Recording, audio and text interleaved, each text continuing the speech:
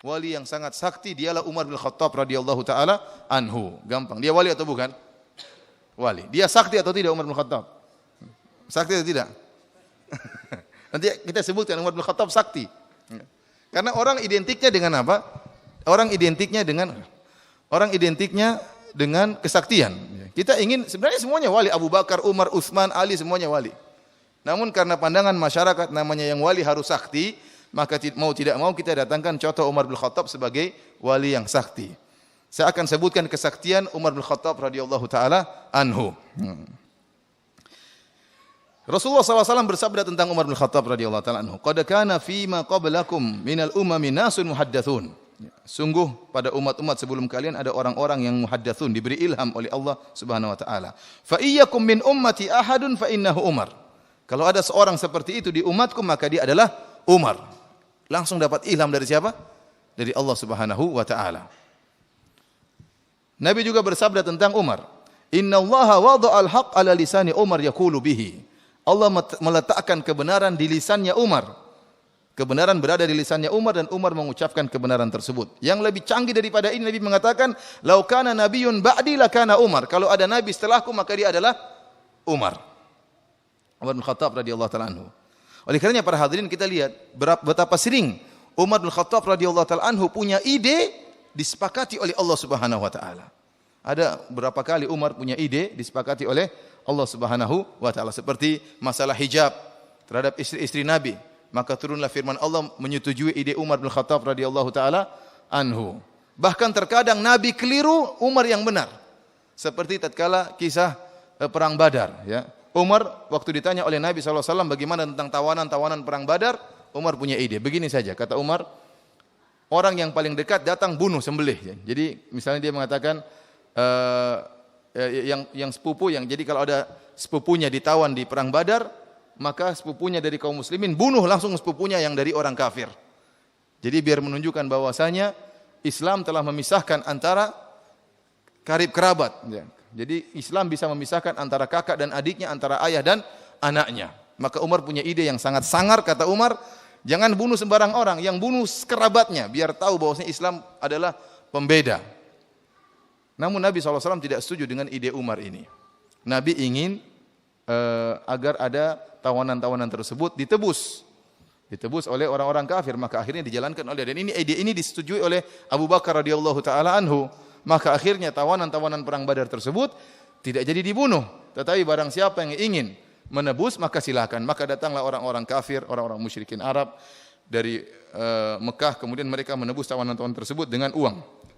Ternyata setelah itu Allah menegur Nabi sallallahu alaihi wasallam, ya. Dalam surat Al-Anfal, saya lupa ayatnya, ya. Intinya kemudian Abu Bakar dan Nabi menangis. Ya, Nabi SAW menangis dan Abu Bakar radhiyallahu taala menangis. Ternyata ijtihad Nabi dan Abu Bakar keliru, yang benar ijtihadnya apa? Umar.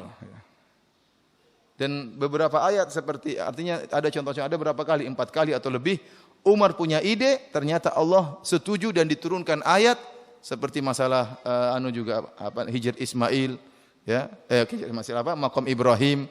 Kemudian turun juga ayat menyetujui ide Umar bin Khattab radhiyallahu taala anhu, dan kita bisa bayangkan bagaimana seorang idenya disetujui oleh Rabbul Alamin. Dia wali atau bukan? Ide antum aja belum tentu disetujui oleh kepala sekolah. Kepala sekolah belum tentu setuju, mudir belum tentu setuju dengan ide antum. Ini Umar, idenya disetujui oleh siapa? Allah Subhanahu wa taala. Bagaimana dia bukan wali? Maka dari Nabi, dalam ayat, maka lin nabi walladzina amanu ayyakuna lahu asra hatta yudkhinu fil ard. Ya. Allah melarang, tidak pantas nabi dan orang beriman untuk punya tawanan-tawanan. Allah negur Nabi sallallahu alaihi wasallam. Dan Nabi dan Abu Bakar menangis, dan ternyata ide Umar yang benar. Para hadirin dan hadirat yang dirahmati oleh Subhanahu wa taala, kemudian di antara kesaktian Umar pernah mengutus suatu pasukan untuk berperang. Dalam perjalanan sebulan perjalanan, ya jauh lah zaman dulu, sebulan perjalanan dengan onta, ya jauh. Kemudian tatkala mereka berperang, Umar lagi sedang khutbah, di tengah khutbah tiba-tiba Umar berteriak di hadapan orang-orang, "Ya Sariyata al-Jabalu, ya Sariyatu al-Jabal." Kata Umar bin Khattab mengatakan, "Wahai Sariyah al-Jabala." hendaknya engkau mendekati ke gunung. Rupanya mereka yang jauh tersebut mendengar ada suara teriakan. Rupanya mereka dalam keadaan genting.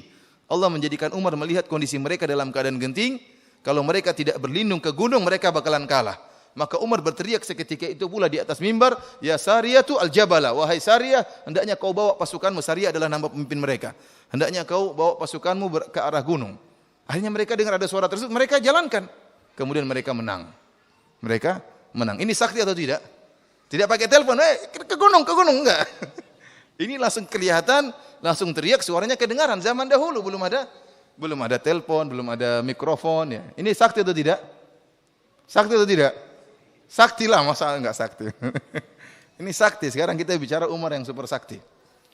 Kemudian di antara kesaktian Umar, ya, beliau ini bukan cuma ditakuti oleh orang-orang kafir. Umar jelas ditakuti oleh orang kafir.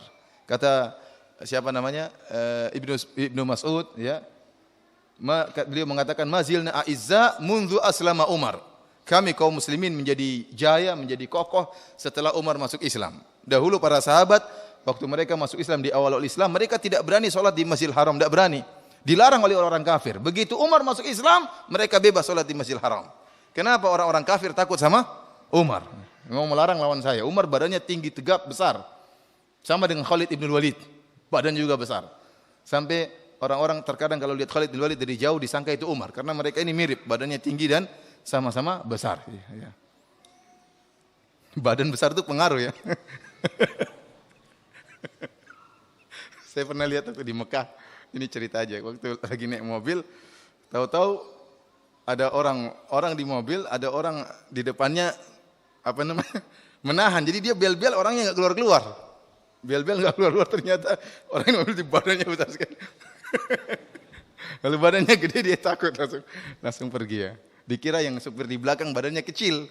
Ternyata begitu keluar, wow badannya gede, langsung ya udah, afwan. Kalau kecil mungkin diomelin, tapi nggak berani. Jadi Umar badannya besar dan besarnya badan pengaruh membuat orang-orang kafir takut. Ternyata Umar bukan cuma ditakuti oleh manusia, setan pun takut. Kata Nabi SAW, "Ya Ibn al-Khattab, wahai Ibn al-Khattab, walladhi nafsi biyadihi, demi Allah yang jiwaku berada di tangannya. Ma laqiyaka syaitanu qad salikan fajjan illa salaka fajjan ghairu fajjik." Kata Nabi SAW, tidak satu setan pun yang melihat kau menempuh satu jalan, kecuali setan akan lari cari jalan yang lain. Kalau kita setan ingin dekati kita, kita goda itu si fulan tuh goda. Setan pada mendekat ingin goda. Ini Umar setan kabur semua. Sakti atau tidak? Ya akhi, sakti. Ada orang kemasukan Umar datang lari jinnya semua. Makanya kalau ada orang kemasukan sihir, santet, enggak usah baca-baca, datang Umar setan kabur semua, sembuh langsung. Kenapa? Setan takut sama Umar. Ini saktinya luar biasa ya. Sementara kalau kita setan bukan takut, setan malah mendekat, ingin menggoda. Oleh karena para hadirin rahmatillah subhanahu wa taala, maka tidak diragukan bahwasanya Umar bin Khattab radhiyallahu taala adalah salah satu sosok yang sakti yang hidup di zaman Nabi sallallahu alaihi wasallam dengan tazkiyah dan rekomendasi dari Nabi sallallahu alaihi wasallam.